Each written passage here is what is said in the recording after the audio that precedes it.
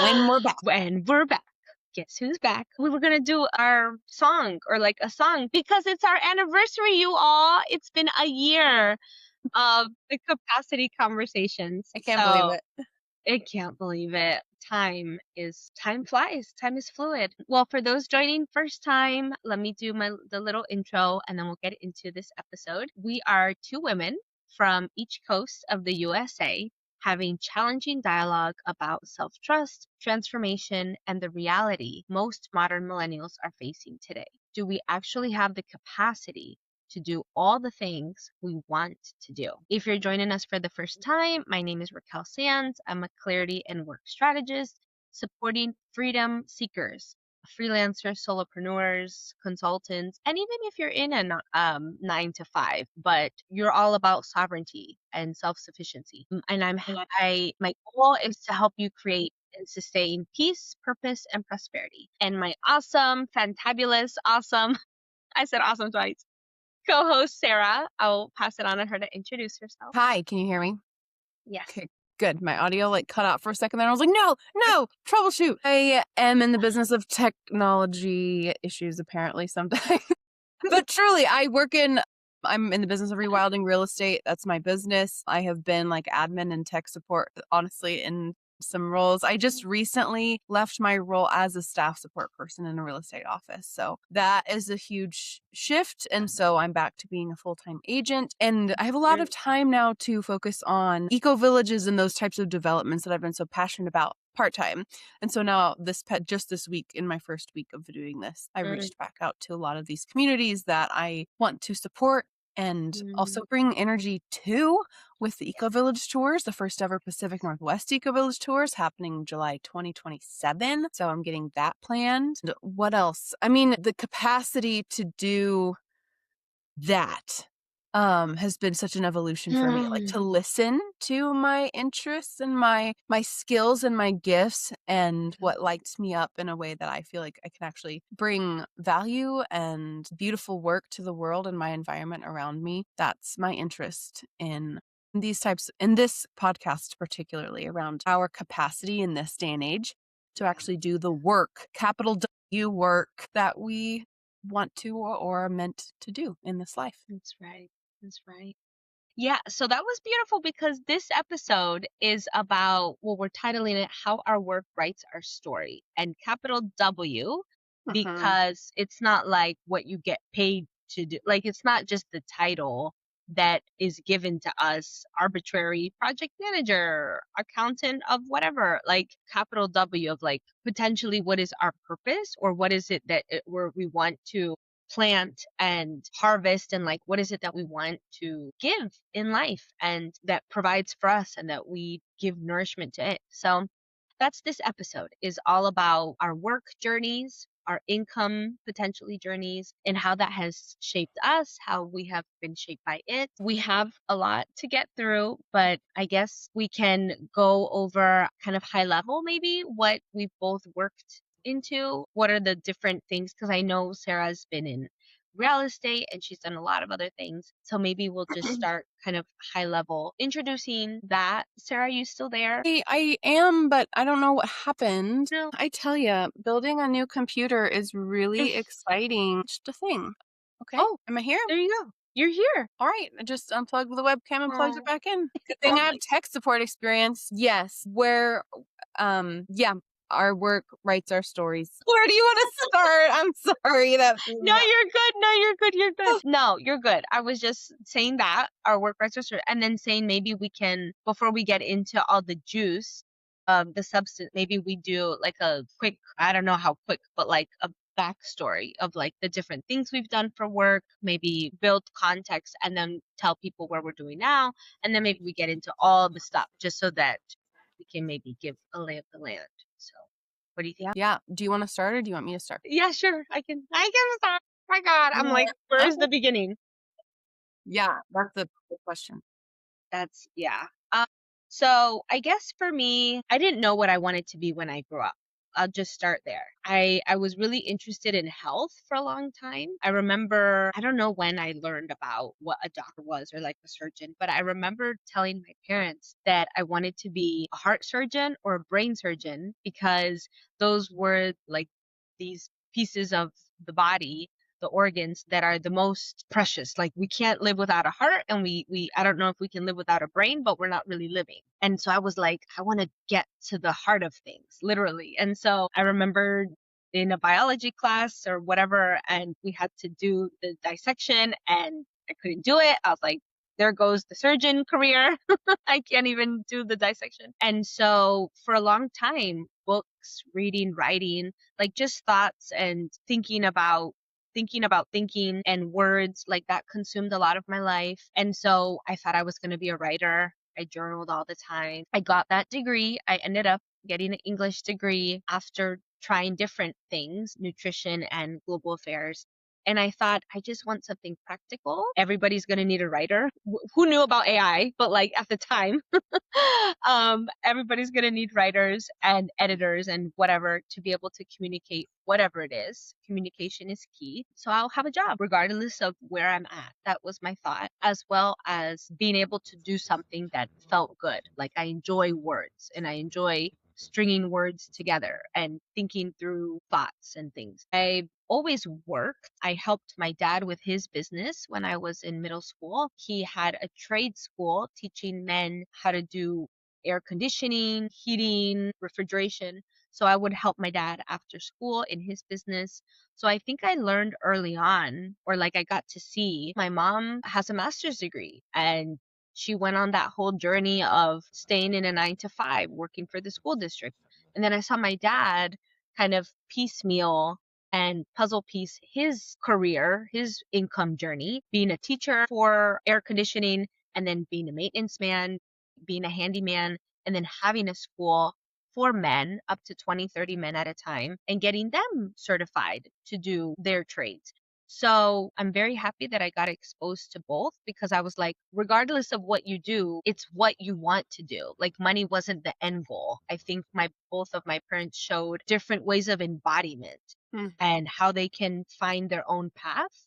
But it's not, money isn't I mean, you need it, but it's not the bottom line that was motivating them to move differently. So yeah, my first job was at the library because I loved books and being surrounded by books and people who also loved books. And then afterwards, I was a kindergarten teacher for STEM, science, technology, engineering, and math for kindergartners. So great. I mean, so much bubbly energy, but also quite tiring after Monday through Friday. And so I did different things. I worked at a yoga studio as a teacher and then a manager for a yoga studio, which was cool. And I was a dog walker, worked at a physical therapy clinic at front desk. So always health has been there. I've been in those environments if I've not been the practitioner. But the majority of my work, I would say, is in corporate as a communications specialist, which is like an umbrella term for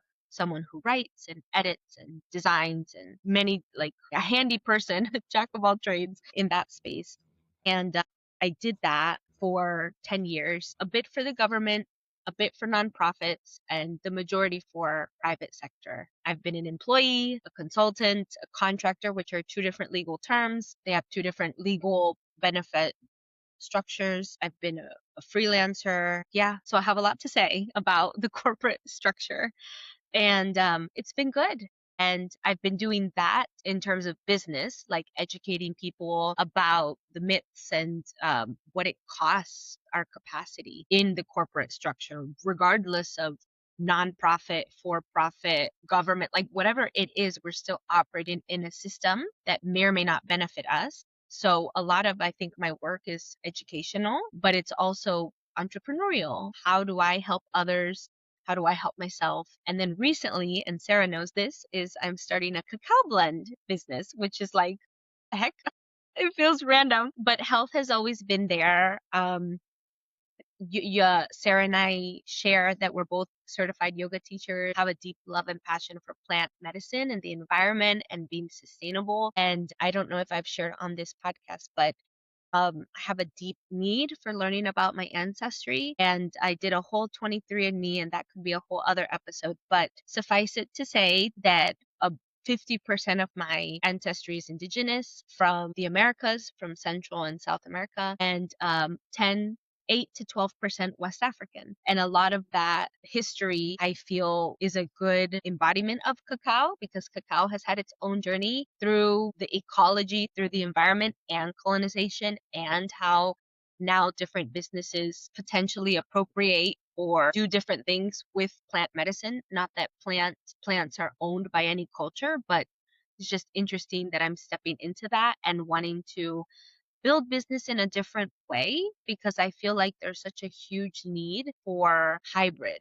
like meeting people locally, meeting people in person, and not just in the head, in theory, with thoughts, conceptualizing things, but nourishing. Hopefully, that's a quick overview because there's a lot of little side quests there. But overall, I think my relationship to work has always been a question mark. Like, what does work mean in my season of life now? When I graduated college, it was all about pay off student debt, pay off the car debt, save money. It felt very tangible. And as I've grown, the relationship to work has been, what does it mean to me? What do I want to be known for? Where do I want to stand claim my flag? How do I want to help others? Because I've built the capacity where I'm not in complete survival mode all the time. And not to say that that has to be the thing for everybody, but it's clear to me that I'm not just money motivated.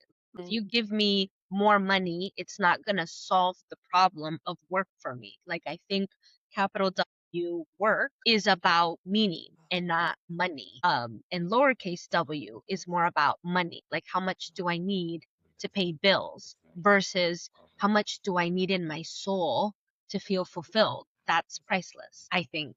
So I'll stop there and hand it off to Sarah because I want to know. I mean, I know some things, but let's open the box. Yeah, well, our boxes are very similar in that, like, I think we've shared so much about how we've job hopped intentionally, non-intentionally, whatever that looks like, Mm-hmm. and in search of this deeper meaning or purpose for there is a deep belief in me, and it hasn't always been this way, that our work in the world can help others and myself at the same time. And I've heard an author, I saw an author, and I wish I could reference it at this moment, or even maybe it was a podcast or something, like really break down really well the journey between those two things for people, and how it's actually you analyzing what fits for you and what work you actually are giving to the world that feels good. And it's a slow inch. The universe is slowly inching those two variables closer and closer to each other with the more experience that we get in life. And I think that's definitely true for my story. I was typing it all out, and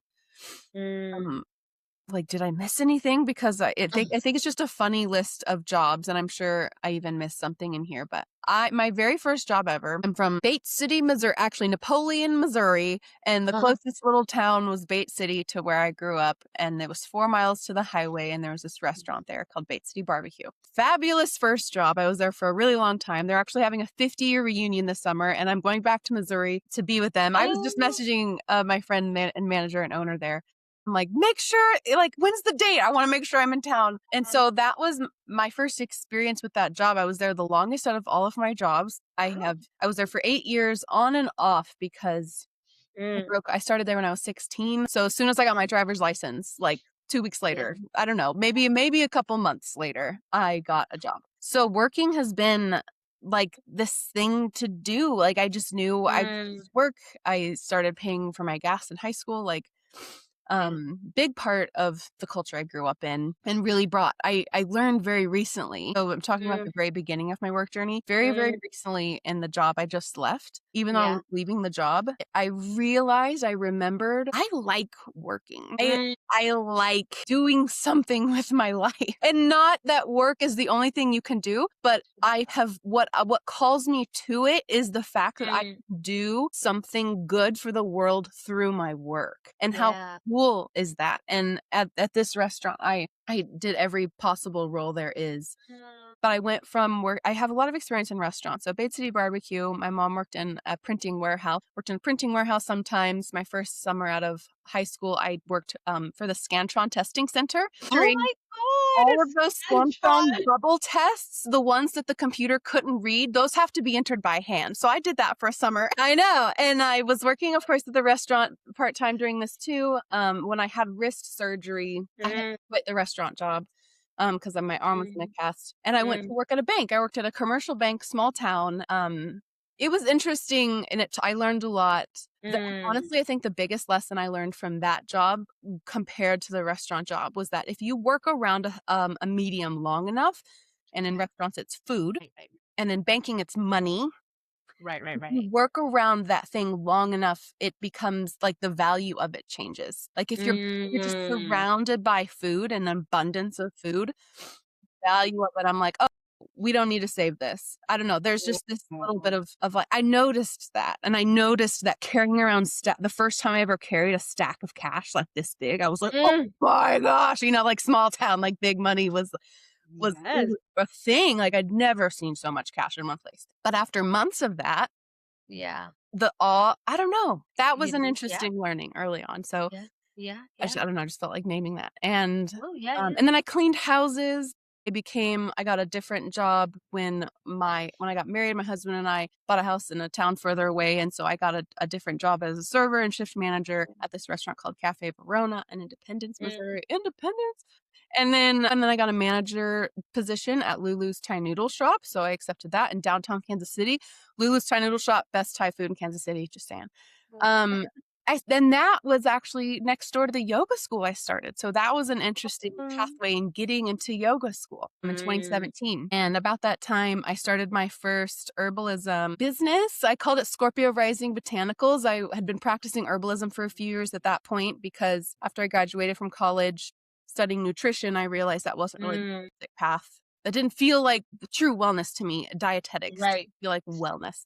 So I was still looking for wellness, like holistic, and I don't know, school started in there, herbal school started in there. That was 2016. And then started my first little brand because I was just experimenting with making products like crazy. And I was giving away my products like crazy. So I thought, what if I just go to the farmer's market and sell these products? And I started to earn money for the things I had such joy in making already. And I felt studying plants was like the thing that woke me up. I truly I go back to that a lot. And in college, I was a good student. And so work, like I said, I started working at 16. And so work was this thing that we have to do.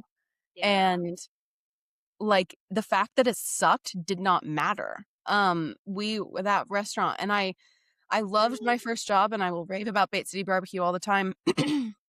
And one of the things that I remember, and I think about it quite often these days, that they told us, because it was staffed by a lot of women, a lot of girls and young women. And we were told that if you had a really bad period, like that wasn't a reason not to come to work. And it was this culture of, we know it hurts, we know it sucks. And of course, I mean, it happened where really bad, really, or when you got sick, I mean, if it was like a job, emergencies happen and you have to take care of yourself. But I think early on that set a tone for myself that cramps, bloating, like all of the, and my periods I've changed over the years, and sensing into like, oh no, this is bad, I need to lay down, has been medicine, but also this sucks, we're gonna push through it anyway, it's also medicine. And that was the early work medicine that that was my first experience with work. And like, no, this sucks, but that doesn't really matter. So I think that's one of the reasons I kind of moved through these jobs, because after that first one, I was a manager in downtown Kansas City for a couple years, and then I started yoga school. I leaned harder into my herbalism brand, came a bulk dry goods department manager at this grocery store called Terra Health and Wellness. And it's now just a supplement store, but it used to have a grocery department, and I managed the dry goods department. And I think around that time, the heightened awareness of ingredients and the value of materials, big lesson I was working with. And so I went from, wow, the value of food can be malleable. It can be like this the first strawberry or the first tomato of the season. What a gift. Oh, but we're surrounded by whatever, Right. like not Right. so much of the, I don't know. And shifting that perspective. Sorry, I have a heater on down here. When I was a dry goods manager, learning to value things even in their smallest quantity. So selling medicinal and culinary herbs in my department. Mhm. I would have them all in these little jars and I would manage them and Yeah. keep them stocked or whatever, and learned to love even the smallest. And I think that's another lesson plants taught me. That store shut down at the end of 2019. And that was Mhm. the time I decided to lean more into my personal brand, because I was doing more, I think I mentioned yoga school. In that time, I studied psychological yoga, so embodied yoga principles, and was using that coaching modality along with my clinical herbalism experience. And I opened a little studio Mm. that in January, my first day was January 2020. Oh, wow. And I did my first workshop to the public in February of 2020. And I felt like clinician Sarah, check. Nutritionist Sarah, check. Body Okay. worker Yeah. Sarah, check. It was, and it was close to my house. It was in this it's called the Innovation Center. It's in Okay. Independence, Missouri, on the crest of looking over to Kansas City. And it used to be a hospital, and it was actually the hospital I was born in. And they My God. renovated it to business suites and this little entrepreneurial studio space. Like you could rent out Yeah. rooms for new entrepreneurs. And I thought, what a perfect place to Yeah. rebirth my adult business and passions in the world. In the place that I myself was born, and like, what a journey, how beautiful. And then in March of 2020, they shut Yeah. down that building to the world. And I don't think I realized at the time how much of a blow that was to my self-value and my work and my journey with all of it, because I didn't know until I think at the time, that was also the era where I acknowledged what anxiety felt like in my body. I think because of my relationship to work, like anxiety and meaning it as that was just something I just naturally pushed through. Yeah. And being forced to be still with what was true anxiety. Yeah, I think it took me, 5 years to like digest this fully. And it's 2026 now. And I can look back at, okay, that was the break in my work story Yeah. that Yeah. truly shifted. Like it was kind of a forced shift Yeah. into what I now believe is the deeper layers of all of that work. So I got a remote job during COVID. I'm doing social media marketing. That job is what allowed me to be mobile enough to sign up for the Wilderness Awareness School Naturalist 9-month course. And a few months into moving to Western Washington from Missouri, in this new move, that company that I was working for downsized and they needed to lay people off. And so I lost that job pretty quickly after moving to Western Washington. And so I went back to my roots. I went back to restaurants. I became a cook at a fancy restaurant in Duval called Flavor Bistro. That was really weird. He had like ingredients from all over the world, like kangaroo and python, and very odd. Yeah. In that, and then I left that job for a few months because I was taking a month off to go to Alaska. And that was the first time I didn't work for a month in my whole journey. That was the period where I stopped working. One, because I was going to Alaska to meet up with Justin, my husband, and we had a lot. Two, we spent a month in the dark of Alaska and to work on our soul and our marriage.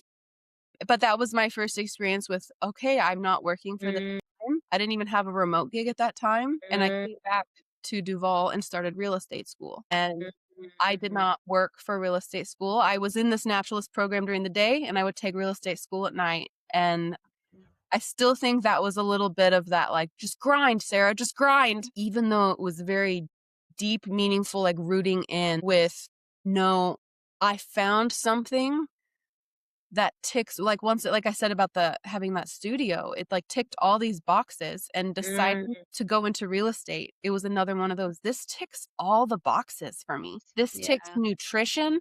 This ticks environment. This ticks like like the not germ theory, terrain theory, but like the idea that our terrain and our environment is part of our digestive process. Because to me, I didn't want to be a dietitian for that reason. Like, it wasn't just about how it was digesting here and now. The body is an environment that's always changing, and our bodies are in a body in an environment that's always changing. And how do we make that the healthiest it can be? That's right. So just in a place now where even accepting the staff position, like, and knowing that I kind of felt like it didn't work out or that I failed in some way, Mm, which it kind of sucks, but also it's bringing me back to rewilding real estate in a way that I didn't expect. I didn't anticipate. I never thought I would be doing this type of work, but I to like food, community, because I don't know if I said this about Bait City Barbecue, but like the community aspect of that small restaurant in the small town in between two small towns. Like, no, Bait City doesn't have a school district. The towns around it do. And so there was just this smallness that created a sense of intimacy that I think I've been looking for again, like just the village. It all kind of does go back to the village. And when I talk about intentional community now with people, we often are talking about a development, a real estate development to some extent. But at the end of the day, like, small towns are intentional communities too. Big towns, cities are intentional communities. Some people thrive in like New York City and Seattle and San Francisco, and that is their village, their community. I can't argue with that. I am a country mouse. Those are the city mice. And if they feel at home in that kind of noise, cool. That's right. I was trying, yeah. That's my journey. And I'm getting to the point where, because I think in earlier episodes, I talk about being raised kind of a fundamentalist and an extremist.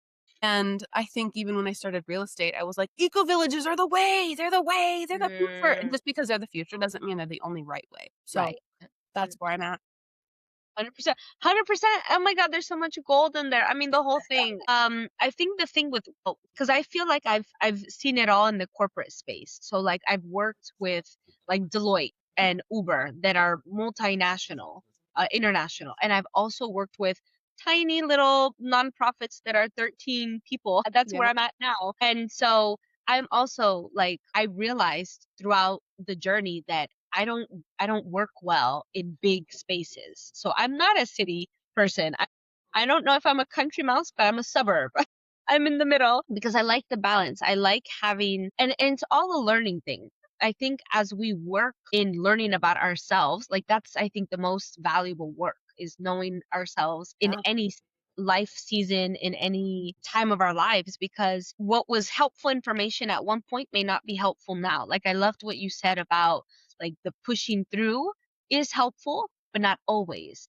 And being able to pause and heal is helpful, but not always. And I will say, as a woman, and maybe this will help other women, as like, it's hard in work environments being a woman because of it was not made for us emotionally, mentally, physically, spiritually. My dogs are saying hi. But also, I know, but I think also just because, I mean, physically commuting and the negotiations we have to make with ourselves of whether we have kids, how many kids, whether we're caretakers, you know, we're the head of household. Like, all of these other things, I think, inform the choices we make differently than men do, for sure. I mean, I have a friend right now who she's pregnant for the first time in her life, and that's exciting in and of itself. And at the same time, she's having this renegotiation because she's a contractor. Her role is as a contractor. And so there's this real fear of losing income for the sake of maternity leave, that, you know, there's this whole thing of like, when women become pregnant, companies want to either fire them, lay them off, furlough them, whatever it is, because they're not producing for the company. And even though women are literally creating life and they're becoming, you know, ecosystems in and of themselves, it's not valuable to company, but it is valuable to society because we're creating mini consumers and mini employees. But it's just, I just mentioned that because I think as women, we also have another added layer. Physically, every month we menstruate and then we go through menopause and like all these things, and work impacts us differently, physically, mentally, emotionally, than it does men, because I think their hormonal cycle works every day the same way. So they have that energy to tap into. So just wanted to say that as women, we have another kind of special sauce to Yeah. consider as we do all that. Yeah. I wish I had considered that sooner, honestly, because like I said, Mhm. my first experience with work was like these female cycles don't matter here. And Mm, they matter to the degree that, like, we can't let it fully impede. And gosh, I really have such a Libra mindset about this one because it's like with a staff of mostly women, you can't okay, we're all gonna sync up. You can't just not staff the restaurant a week. I know, I know, I know. And I think that that mentality did help me survive during the time where I needed to Mm, grind. And I didn't mention this, but when I started real estate school and I said that that was the first time in my life I wasn't working because I treated my investment in my future as my work. And that mindset mm, shift that I had to go through in order to break that my hours are my value. The hours before I mm, give something is my value. I had to break that mm, mentality because, I was no longer giving it to an entity. mm, I was also, you know, in this naturalist program training at night. And so in order to pay my rent, I was painting houses, I was cleaning Airbnbs, I was doing landscaping hourly work for anybody I could find. I was doing work trade right. for my landlord. And then after I moved, Mm, I think God had another landlord that I could do work trade for. And so I was chipping away at rent and simultaneously gigging it wherever I could and yeah, burning the candle at both ends, like yeah. grinding until I remember carrying because I was a I went when I got went back to work after being oh, and then I was a summer camp counselor. I cannot forget that because that's how I hurt my spine. What? Because I was a camp counselor for a parkour summer camp in Seattle, Kong Academy. If you have a kid who needs to just get it out, go to Kong Academy. My gosh, it was so, so fun. But like practicing front flips in a state of extreme, No, like pushing. girl, I no. think, and then my emotionally, I was in a place where I was like kind of just breaking down as a heart and Right, soul. right. My body broke. I bulged Yeah, in my back because yeah. I think there was just I was beyond capacity. I was Mm, working for yeah. months beyond my capacity, and at the end of Mm, that camp counselor and then I that summer, and then I took a job mm, at the Grange, and I was a server at the Grange, and it was a much healthier environment for me because I went back to restaurants mm, from farm to table mm. restaurants. So very different. I mentioned the one where I had like the global ingredients, and then when I went back to work after that kind of break and going to real estate school, I went back to a farm to table and Oh, realized it matters so much where I put my energy and the value of that entity and how it comes back to me. Because mm, even though I was giving myself like fully to this role, and it yeah. was I mean, yeah, people think it was a server role. There was a lot of reasons it was very challenging, and building the systems after COVID was the number one reason. I I mean, think it she takes froze a a little lot bit. of effort, and I'm sure if you worked in a restaurant during and after COVID, Sarah. you can understand that, but I'm buffering here. I'm gonna see if the internet connection I thought was great. Okay. It's back. Okay. Yeah. So, yeah, I hope all that came through, but that listening to how you are is so basic, but so not important in several work environments. How you Mm, are doing is not a factor of most, I feel like most oh yeah. work cultures. Yeah. It doesn't Yeah. They matter don't how care. you're doing in They most. don't care. They don't care. Yeah. And I wanted to say when you were talking about like not being able to staff the kitchen for a week or like the restaurant for a week, something lit up in my brain because a friend of mine here in Northern Virginia, we're like neighbors with Maryland, and so we're right there. And there's this bakery that, and this might be new. I don't know if it's always been the case, but they have a very particular schedule to honor their employees. Mm, So they said, I've never been there, but my friend was like, we should go because they bake fresh and they only serve at this time. And they had a post on Instagram and they were all the bakers and everybody was burnt out. So they're like, we know that this might be an inconvenience, but we're actually not going to serve the next day. So come back the next day. And the only reason I bring that up is because I feel like most of these things that we're holding within ourselves are not individual problems. They're right, systemic right. problems. And like going back to the environment thing, the way this wouldn't be a problem about understanding our value or that time is valuable if the reframe, if the system, the society were to look at it differently. Like, it is valuable for women to have healthy gestation and a whole pregnancy. And so they shouldn't have to commute and they should have maternity leave. And it's a non-negotiable. And we should give them all the good bone broth and like all the good things for them to have healthy babies and healthy pregnancies. And it should be a non-negotiable. But because it's not, like to your point, they don't care about us, then it's like, of course, we're all scrambling and suffering and surviving because what else is there?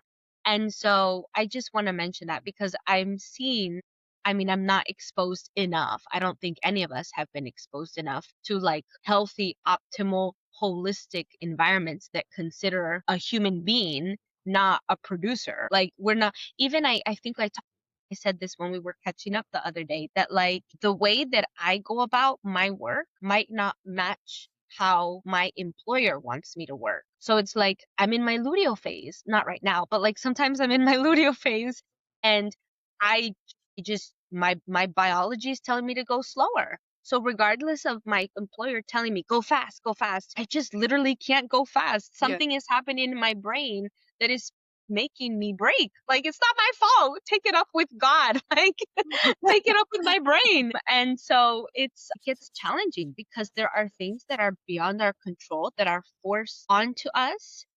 And so we're scrambling to meet that lack, that slack. Is like, why is this my fault when it's not my fault? Or why is this made to feel like my fault when it's not? And talking about business, like, how do I schedule my time now that I have time when time is money? But time isn't money because I'm not making money all the time. And how do I price things in such a way that feels valuable to me and others when these are just arbitrary numbers? Like, it's a whole thing, girl. But Yeah, pricing is one of the, I think when people talk about capitalism, that's one of Mm, the things that comes to my mind because I'm like, well, who sets the price then? right. Well, there's all these facets of capitalism. I don't want to need to get into capitalism, but like that's one aspect of the free market that Mm, individuals, I believe, should mm, be in the power to print mm. shit. Like, and because like that you, I don't, then, but then there's because if you charge, if you're Mhm. selling oranges at the farmer's market and you're selling them Mm, for an orange, someone else is going to show up thinking I don't know, if they show up thinking they can make a buck and charge $500 an orange, like no one's going to buy their oranges. and And there's, I don't know, we don't need to get all into that, but I think that yeah, the hourly wage thing and the fact that it gets so ingrained so early on, right. that's another thing that I think had to break in my mind mentally somewhere in the real estate journey is like Yeah, money yeah. is so neutral. Money doesn't give a crap how you make it. Money can be Mm-mm. made in so many ways. Right. Justin tracks Wall Street every day. And I'm like, it is crazy to me that people are, in my mind, sometimes it's just Right. gambling because it is. It's just It gambling is. It sometimes is. if you don't know what you're It doing. is. But No, trading it and there, is. it's like this whole ecosystem of money making potential. Yeah, And people potential do like the whole GameStop thing. Some people became millionaires from that. on Yeah. that chance. And I think Yeah. there is because we emphasize because people need resources too. I think it's Right. really easy to look at people with them and Mm, mm, they whatever story we want to make up about rich people, mm. whatever. Mhm. Mhm. Mhm. Mhm. Mhm. But I kind of realize at the end of the day, I'm still one of those people who wants to be that person who can make money easier and not Yeah. work until I'm sick or work Right. until I hate my life. I mean, that's the goal for me is that I can work in a way that feeds me and my community. And maybe when I'm gone, the legacy will make the world better after I'm gone. Like that's to Yeah. me the and some people and I don't have kids yet. And catch me 5 years from now. If I have children, it might be like just to leave my kids with Yeah. to work in a way that provides me the space to spend time Mm. with them. I mean, that's another huge goal. I've 100%. mentioned that on a previous episode. Like, if I want kids, I don't want to be 100%. working this much. Right.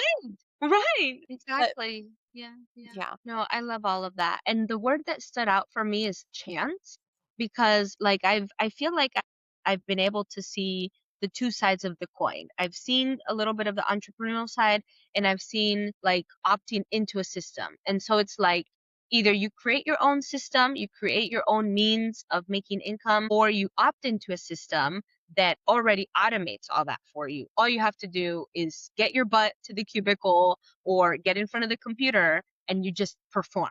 Yeah. But you're not thinking about where the business is coming in. You're just doing your role. And so I've thought about that because it's like they both deal with chance. Like, what are the chances that you still get a job now with AI? What are the chances that whatever you have studied for is still valued in the future?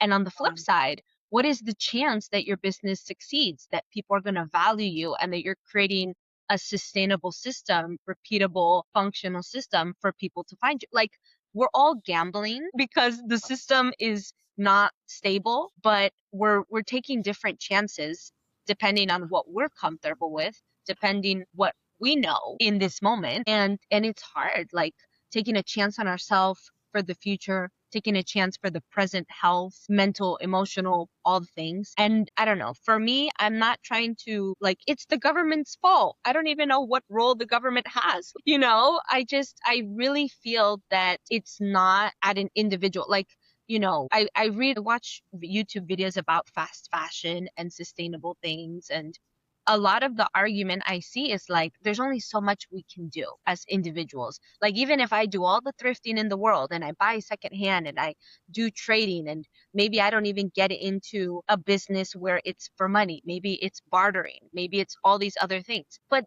I'm one in a billion or trillion, however many people there are. And so at some level, I mean, we get to a limit where like we need systemic solutions. We do need hybrid work. We do need in-person work. We do need people that value women's bodies in the workplace. We do need maternity. We do need like legal infrastructures that support us so that we're not forced to face these things alone. And then, at least for me, like big thing was my mom told me flat out, you're a woman, you need a degree because it's going to be hard for you to get a trade. You're not going to be a mechanic. How are you going to work with all men? How are you going to go and do roofing and installation? Like, not to say that women don't have their own trades of like cosmetology and massage and whatever, but it's hard. And so my mom was like, I'm thinking for your safety, your future safety, just get a degree. And I think that's why she got a bachelor's. She went for a master's. She would have loved to go for a doctorate. And to my mind, I was like, I didn't even want a bachelor's. I wanted to be some sort of yoga teacher nomad in Sedona, Arizona. Chill the fuck out. And so check mark on the yoga piece, check mark on being a nomad in the corporate space. But I just think that it goes back to like the knowing who we are and what do we value in our lifestyles, in what we want to embody in our lives. Because even I tried working for the government, wasn't for me. I tried working for a big organization, wasn't for me. And I just knew. And it's like it's like when you try on clothes or you test drive a car. I really feel that there's a disservice done upon us that we're not able to test careers or like test work systems. We have to already make all these investments, literal investments, but also mental, emotional investments into certain paths before we even tried it. Doctors and lawyers have to invest so much of their time and energy just to get in it, to start practicing. And then it's like, well, shit, what happens when you can't find a job in that specific niche as that specific specialization? It's like, what are you supposed to do now? Like, not be a doctor? Like, you could, but it takes a strong will and resources. So I think being able to experiment and like the job hopping, like I really love how Sarah and I have done so many things because it's like we have multiple threads to pull from now and we haven't bottlenecked ourselves and we've developed resilience. And I know we've got other things, but I just, yeah. The resilience piece is interesting. I was just looking at those notes too, because I mean, I just thought of another job as you were talking. I was like, oh, right. I was a research assistant too. I was a public health research assistant for a medical college. And that was part of college, actually. It wasn't the college I went to, but the resilience to to become a general, well, I think two things along the resilience piece. There's like the resilience to become a generalist, because I think Mm, like if you're going to go to law school or mhm. go to medical school, because I looked at law school last year and was like, oh my gosh, that would be what I do with the rest of my life. I mean, I would hope if I'm going to spend Right. $200,000 on a degree, I hope that that's what I choose to do with the rest of my life. But just saying, if anyone wants to offer me a scholarship for law school, I'm just taking it. I'm going to keep putting it out there until someone offers me law school. Or at least a discount. I mean, for fuck's sake. Just insane. You want to do like good, powerful work in the world, and they charge like a Mm, soul for, or at least a lifetime for education sometimes. And I think that's insane. And it's a whole nother, actually, that's a point along the resilience path, because mm. that's another thing I learned early on, is that I could learn by working. Yes. I could learn trades, skills. I could learn about people. I could put myself in environments I never would have thought I would be in. I found myself, especially this day and age, like in circles that I never saw coming, like the real estate investors, where I'm like, oh, bring me the private money people. I'm learning about the difference between hard money and private money and government money, and like what's first market, secondary mortgage market. Like there's so many layers to what Mm, I don't, I mean, I would hope that I don't know more than I know, and putting myself in places where I get to learn comes through work. And so we don't have to have the same experiences with work, but I think the fact that people need to work will always be true, because of my understanding of metabolism, because of my understanding of not just human nature, but of nature. No species on this earth survives without consuming another species. Like yeah. there is death and life happening simultaneously all the time. And so I think the idea that we would work in service to a higher purpose isn't like Mm, salient to a no. lot of people. I think a lot of people, they just want to go in, put in their time and leave. Mm, mm, And I think what the capacity conversation, what we are proposing is that work, if you tap into it in regard to you living out your life story in service to what we might call a purpose, mm, or, and I said early on, like what you were meant to do in this life. I don't know if I believe in destiny, but I do believe mm. in the value and purpose of human life. And even Yeah. if that value is to witness, like Mm, bear witness, like yeah. truly like witness this life in a way Yeah. that doesn't just pass you by. Yeah. And I think that's my fear for myself and a lot of people, is that Mm, we're going around kind of in this like absent way, living in this realm that offers so much. I mean, like this mm, life mm. giving world offers such beauty that I think that, I don't know, tapping into that is kind of the antidote to my own like misery and depression and sorrow. And I think there's this psychologist that says like that's the responsibility of us as people, is to fight against like the horrible morality or mortality, like of our Mm, impending doom. And so what joy and what service can we offer through our work for those around us and the next generation? Because it is about me, it is about tuning into my, actually, that's some of the journal prompts. We want to offer journal prompts to help people discover, like, what is this thing that I have to do before I die? And can I tap mm, into it and know it? I think the key too is learning it early enough in life that you can spend mm. most of your life Like, doing the yeah. thing that brings you the most alive. And that aliveness isn't inherently scary or bad or evil. I think that's another lie I was taught early on, is like when I realized I feared my own breath, my own heartbeat, like I actually have Mm. your response to my own life, Wow. both in the sphere Wow. of death kind of sense, but also like Mm, it's so easy, I think, especially in my religious background, to dissociate from my mm, body. mm, But it has been a tremendous like journey to mm, come into it in a way that both feels safe and what I think, not just safety, but exciting, because there's wisdom there. mm, There's actual learning in the somatic experience that can mm. happen and inform me, that can help me write my story. I feel like a co-creator in the writer of my life story, because I get to choose how I work. It's so cool. And also It's scary as hell, you know? I'm kind of bad no. at it sometimes. I would just wanted to soak that all in because I like life is meant to be lived, and like that's the whole point. And I think, at least for me, there was a huge resentment when I started working, like getting paid for my time. There was a huge resentment about like, I'm wasting my time here. Like, what the fuck am I doing just sitting in a cubicle?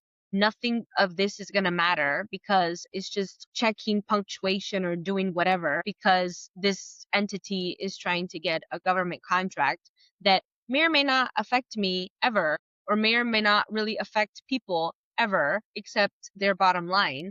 And all I want to do is go dance. Social dancing was huge in my 20s. And I'm like, I just don't want to be tamed. I just want to live life. And I think that's why so many of our 20s is like, let's do a gap year, let's travel, let's immerse ourselves, let's explore. But where do you get resources for that? Where do you get capacity for that? Where do you get safety for that? And I love what you talked about with death and nature and all that, because we're all gonna die. We're all ending up there. And that feels very sad and scary. And I think it's a special type of um to embrace that. Actually, I think there's like a memento mori. I think it's a Latin expression Yeah. or something, and it's like just knowing that you're gonna die. And I think knowing that, just really knowing that, allows us to build capacity emotionally, mentally, financially, spiritually, for like, what is it that I really want to prioritize?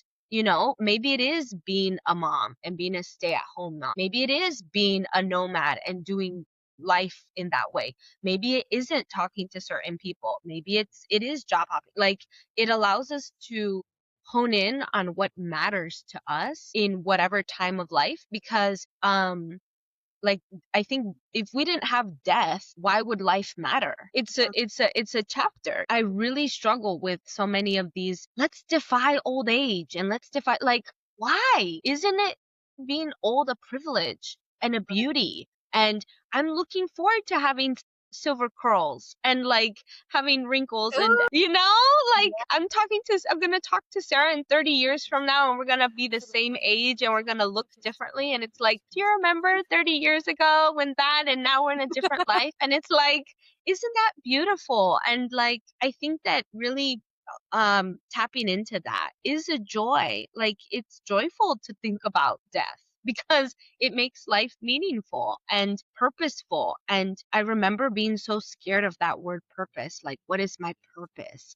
And I think purpose is fluid. And I think the purpose now in my life is different than in my 20s because I have a totally different outlook and I have a totally different needs. And I wanted to say something about resilience, that we have a note here about like the accepting that it's uncomfortable. It's uncomfortable to not know what we need or to sit with death. And it's uncomfortable not knowing how we want to feel sovereign, or like what bound, like, life is uncomfortable. And, all these different resilience elements, resilience to life and work. And all of that is work. Like, even this podcast, as Sarah and I excavate parts of our life and ourselves, this is work. Like, it takes work to sit with this, and probably work for you all to listen to this and digest this, and things will come out in I'm not trying to get too graphic, but like, when you after digestion, things will also come out, and and then you compost stuff, and then Yeah, it's all part of the cycle of life. it's all part of the cycle. Yeah. And so we're doing that internally all the time. We just don't realize that. And all of that is work, and it's resilience, and it's uncomfortable, and it's messy.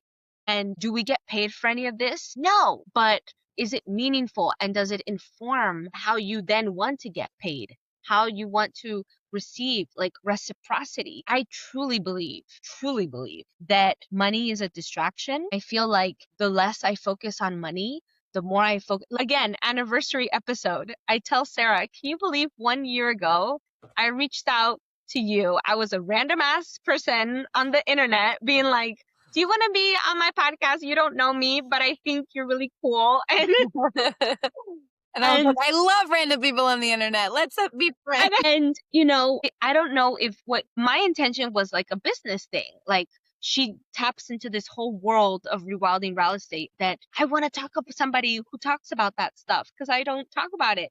That's not my wheelhouse. And I was looking at it through one lens. And who would have thought that the value is so much more. Like I have a soul sister now. I have well, in Spanish is like a comadre, like a sisterly bond, a soulmate. I have a deep friendship. Went to see her in person. Like who would have known all of that root? It was there because I just saw the top surface level value. And that's why I feel like money and let me just work this job. Oh, that was something that I wanted to say about like hobbies. Is like I have a friend that she works, she does her job, but then she has hobbies. She loves crochet, all other stuff. And I feel like that's good. And at the same time, it means that she's trying to find meaning in something because the meaning is not being met at work. And going back to what Sarah was saying about like this intent, this project, this series of capacity conversations, it's like, but we're meant to work fully and be filled with it. And it's not just something like I'm checking in, but I'm kind of checked out here, but I've checked into the job. And no, like work can be so much more. I mean, this is work right now and Yeah. nobody paying us and it's Right. so fulfilling. There's something exploratory. Like we were talking about curiosity before we started recording, like the importance of curiosity and how it's such an antidote for so many Yes. issues, just like so many, I guess, behavioral stuff, but also work stuff, and relational stuff, like to engage with curiosity in a way that might show you more. Like I was saying, there's wisdom in the somatic experience, but for a lot of people who are afraid of living in their body, which is fair enough, valid, like tapping into even intellectually that like what does bring you meaning in life and joy, and doesn't have to be joy, but like energy. Like one of the questions that I have here is like, what am I naturally good at, and which of those strengths do I actually enjoy using? Like you can come at that question from a cerebral place, and I wanted to emphasize like the life phase aspect that you're speaking to. It's like some of what we're talking about, and just in this conversation, I'm like, oh right, I was a karate teacher too. Like that was my first job working with kids. It's like I didn't even mention there is this like looking at this list is kind of crazy. Also, turning 34 this year, I'm 33 right now. Looking at this list, I'm kind of like rushed the 20s. I would say that it is a if you think it's a privileged thing to be able to job hop, if you think it's a privileged thing to be able to work one job through all your 20s, whatever your perspective on that is, to some degree, teenagedom and early 20s, the 20s are really for finding yourself, exploring, honing skills that do, because if you look at this from the life cycle aspect, you're not gonna, and going back to that thing I said earlier about like kind of the goal is to find it early enough in your life so that you can enjoy the work that you do for most of your life. Because if you look at your whole life, if you learn who you are and then find something you're good at that you actually enjoy, and you get to like hone it later is in your life before you die, like that's kind of the goal, isn't it? Isn't that like the joy of what could be our service to the greater universe? I don't know. Right. And some people do it globally. Some people travel the world doing their work. Other people stay in their hometown their whole life, and their work is very localized and very meaningful. So I don't think there's, going back to, I mean, humans are so diverse. I think that's the other thing. Like, this is a very abstract topic because work, I mean, we talk about the absurdity of some jobs sometimes. It's like, okay, the Scantron job, my gosh, like how mind-numbing. Like we found ways, and I don't know if this is appropriate or not, but like we found ways to have fun with it. Like odd names of some of the people who filled out the test. Like we had a wall of like cool or funny names. There Like, you go. like okay, that's the best we got. Or and then I don't in shit work, I think there's some beauty in that too. Of when you have to call upon your inner bootstrapper, that you can believe that you too can make it through like the grind if you need to, and getting to the point where you can actually be fulfilled by whatever grind you're putting yourself through. that's cool too. 100%. 100%. Yes. I do think it's a privilege to be a job hopper because Mm, I feel like, I mean, I've only lived in the United States. So, I moved from Southern Florida to Northern Virginia. And I don't know what it's like to work anywhere else. So I don't, that's to say that I feel like in other countries, maybe it's limited. Like maybe there's only certain industries or certain types of work in certain, like in our environment. And so I highly believe, I really truly, it's a big privilege. It's a big flex to be able to be in an area that allows, like, okay, you can work in the kitchen and you can work in a yoga studio and you can be a STEM teacher or a karate teacher and you can teach rock climbing and you can go do that. Like, hmm wow. And not to say that the money is the same or like the input output is the same, that you're working the same amount of time in the same way, but still the ability to learn so much about ourselves and learn so much about how we work with others and in a way that, our lifestyle is pretty incredible. So I'm a huge believer, like job hop, job hop, repurpose the corporate ladder. That was my motto. And then I gave up on the ladder. And I think that was another piece of my story about shame is like, I'm not doing this right because I feel like I'm not going higher. I'm not getting another promotion or a title. I'm not staying in an organization. I've not stayed in a place more than 2 years. So like, what the heck is wrong? Am I the common denominator or is the ocean I'm swimming in the common denominator? Like, what's the problem here? And I think a lot of my journey was about solving, what am I solving for? Like, is this a money thing? Is this a feeling thing? Is this the work that I'm doing is not, or the people? And so I don't know. I feel like more information could also just be more information. It can get a lot. And so being mindful along the way, checking in, which I think is really important about pausing. We have a note here about practice. It's a practice about work, how we work, when we work. We have a note about we're not all having the same experiences about work and our ideas change. And yeah, I think it's just if you're also in your 30s, and the thing that I think about most is like, well, now with AI doing so many things and trade work potentially being in out, but also not being the path because not everybody wants to go get a trade. Not everybody wants to work online. So it's like, I really do think that the big systemic questions of like, what does it mean when people can't make money? Because AI, you don't pay AI to do jobs. So what does it mean to offset? Because companies are like, okay, this is cheaper, but I'm not paying human beings who actually need the money and the resources to pay bills. So I think it's an economic and systemic question of like, maybe we go back to living the way we've always lived and we become farmers and gardeners and off mm, grid, the value in the village. Like maybe I go to someone who can do this thing and help me here and help me sew my clothes and learn to sew again and yeah. learn to bake bread, because I feel like that's a huge thing that hasn't been valued in our society of like, where does your food come from? And why are so many industries throwing away fruits and vegetables just because they look off? Like, what the heck is So that? much, so much. I love following So like the dumpster divers on social media.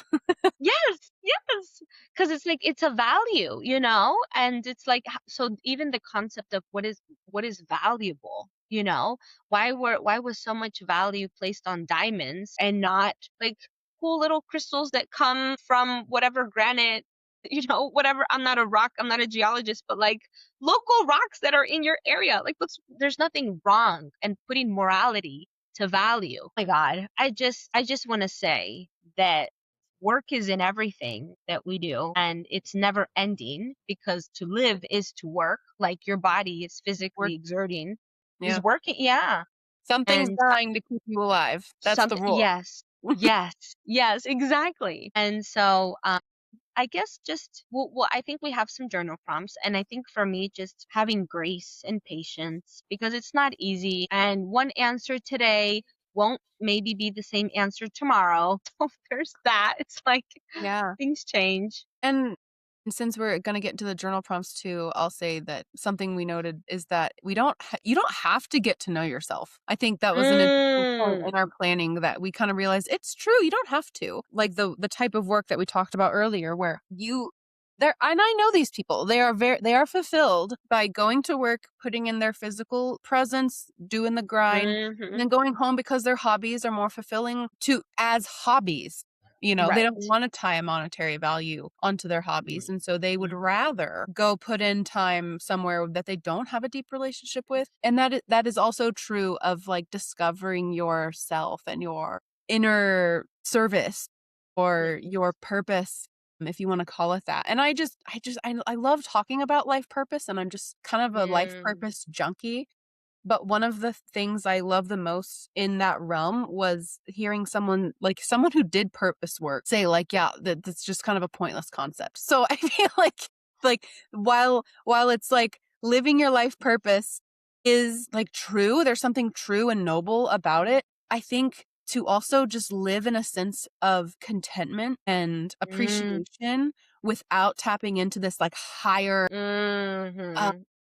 plan, I think is also valid, Mhm. but the emphasis I wanna make here is that there is Mhm. medicine to having knowledge about ourselves, and just because you don't have to if you don't have to, you get to, and so it is a privilege to know yourself if you have the spaciousness to learn. And so this mindset is, I think, one of gratitude, because any of these journal prompts, if you actually don't let AI answer for you, but write down your own inner thoughts and process and feelings and reflections, what you Mm. learn, I think, actually could point you in the direction of more meaningful work. And that's, at least in this conversation, the point we want to get across is that it is really fulfilling to do work that we find deeply personally meaningful. Yes. And I do want to say that a life purpose it does matter. And I don't think that it's got to be extravagant, complicated. Like my life purpose is to be, I don't know, a mystical plant medicine curandera something. Like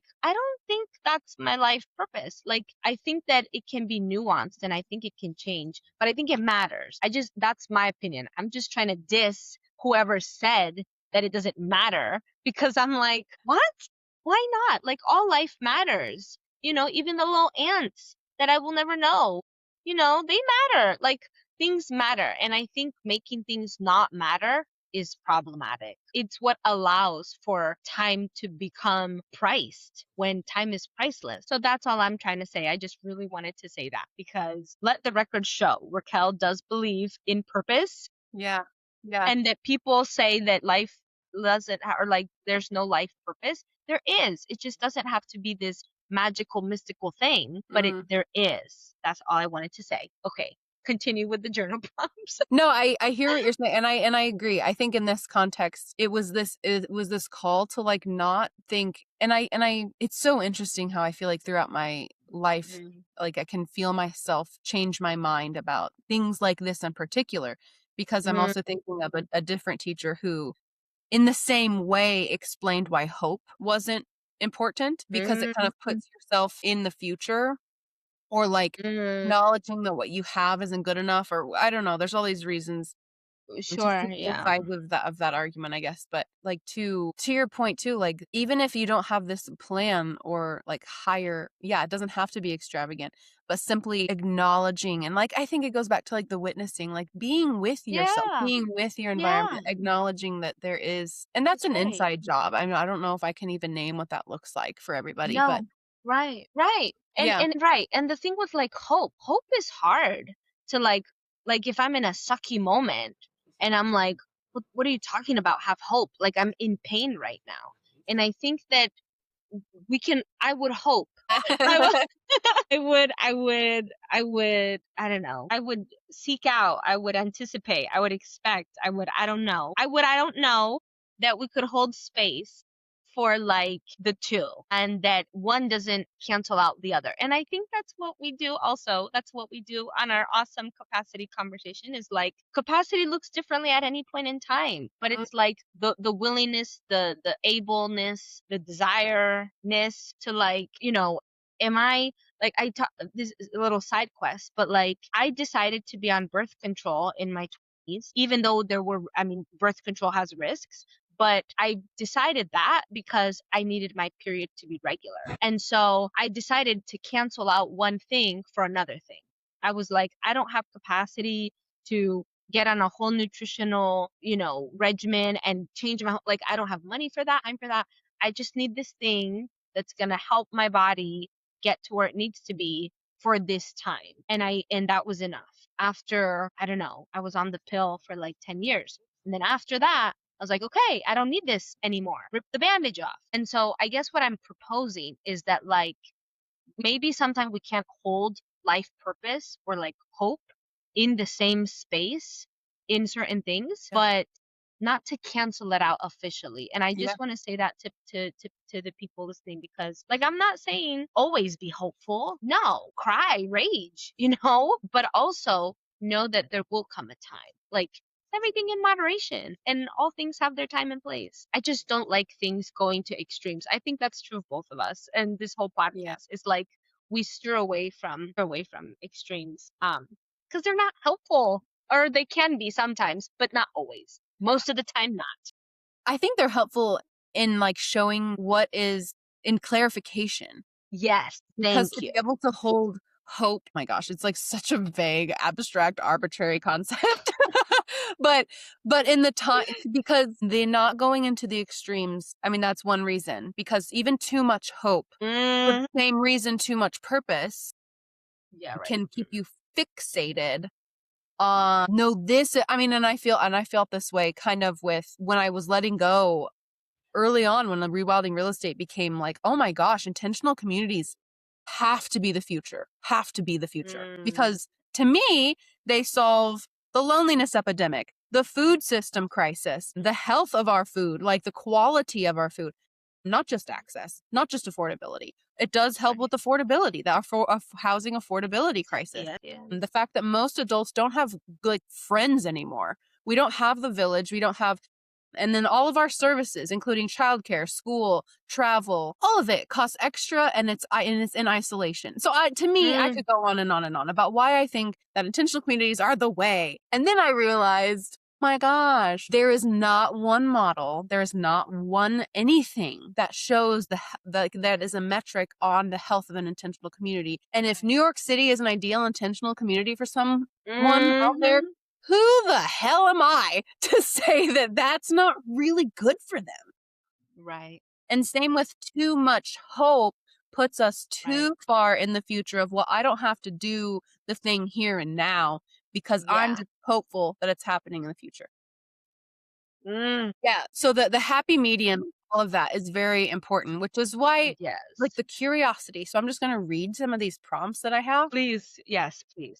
Because the opening the space of curiosity and allowing that extremist mindset, which I think is present, especially in modern day Americans, like, holy shit, you guys, like if you're not on one side of the fence, you're on the other side. Right. And so it's just, it's getting insane. And so I think that most people though still know how to hold this curiosity about even the other side, even if they're not a part of that party.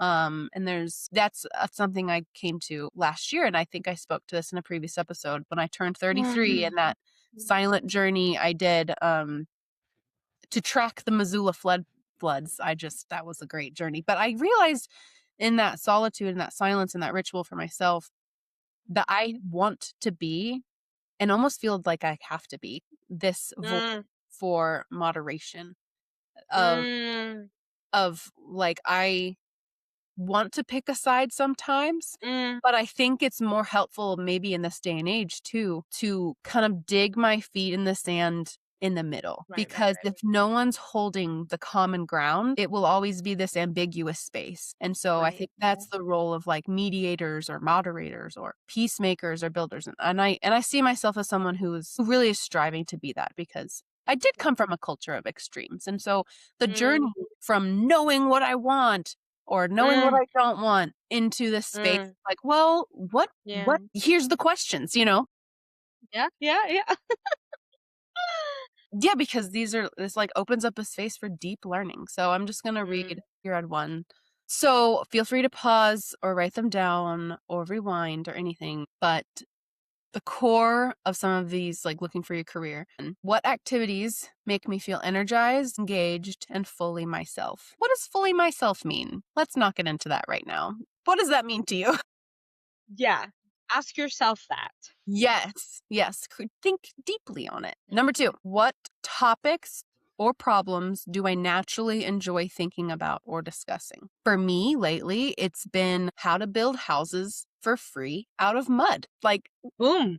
I'm so curious about that right now. Number 3, what kind of impact do I want my work to have on people, community, or the world? So, We have a couple ones from our notes that we can add, or I would like to add. okay, great. That's similar to what you just said. What work do you want to be known for? Which I guess we can, piecemeal that's like, well, how are you defining work and how are you defining known for? Because work, as we've talked about, isn't just necessarily an income thing. And known for is like, well, Sarah knows me for something. So if that's enough for me, then that's enough. Like, is known for in my community? Like potentially these questions you could have 10 questions with one question, but what work do you want to be known for? Yeah. Another one is, what do you like doing that brings you alive? And what does aliveness mean? Like, how does it feel in your body? And are you always trying to feel that feeling, or is it most of the time, not some of the time? And then the last one we have, well, potentially one or two more. What is the work you have to do before you die? Which could go back to the you want to be known for, or maybe not. And then this one is just interesting, as Sarah and I we're noodling, we're brainstorming on this, of like, can we trust ourselves with the truth that we actually hate something or dislike or whatever about what we are doing? For me, the key word is like, can we trust ourselves with the truth? Because it's like, as we're excavating, it's like maybe we don't want to admit to ourselves that I just want to be a ranch girl. I just want to be off grid.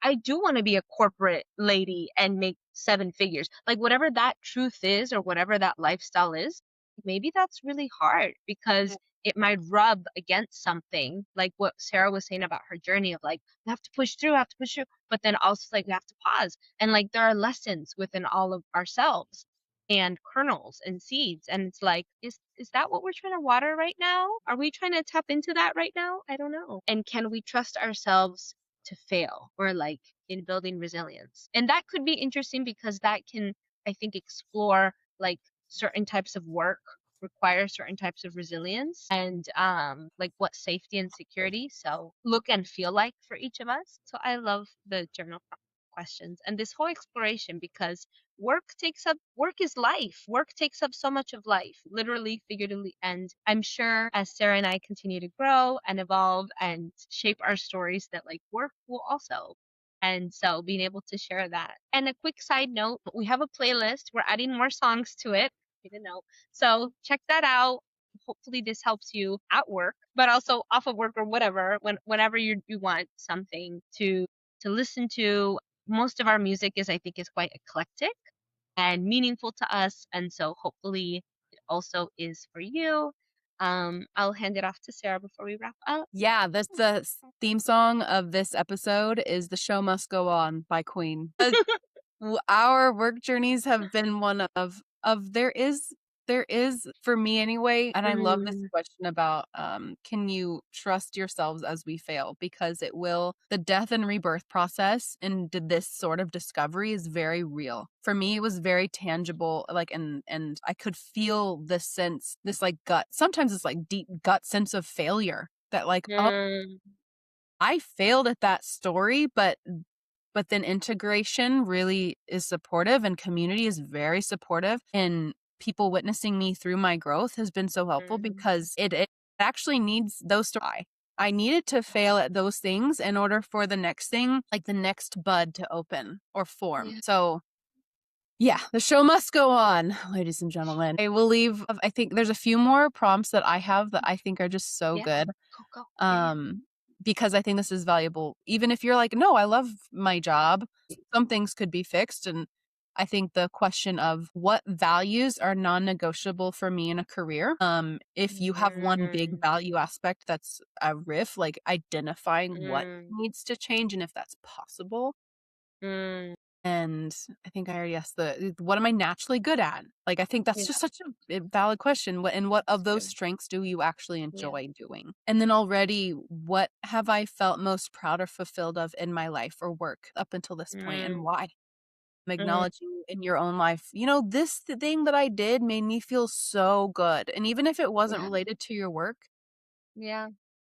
I think that's very helpful. Yeah, limiting beliefs, the people that you're drawn to are curious about what's one small low step risk you could take in a direction that Mm, actually might bring you more fulfillment. And I'm going to leave you with the last question, which I feel like is the biggest question of my life. But what kind of daily lifestyle do I want? And oh how yeah. should my work support that? Because to me, it's always come down to how do I want to spend my days? My answer is that changes throughout the season. I need space in my life to hit gardening season hard. I love growing food.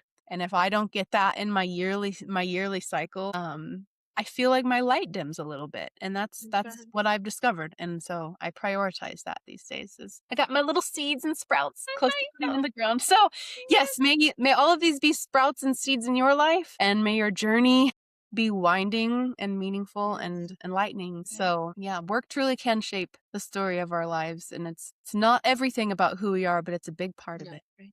That's right. Okay, y'all. Well, we'll see you all in the next one. This project is almost coming to an end, I guess. We decided on a year. We will have more. Sarah and I are Mhm. besties now. But just to let you all know that we have a couple more episodes. So stay tuned for more, and thank you so much for being on Mm, this journey with us. It's been amazing. And yeah, sending you all lots of love. lots of love. Thank you.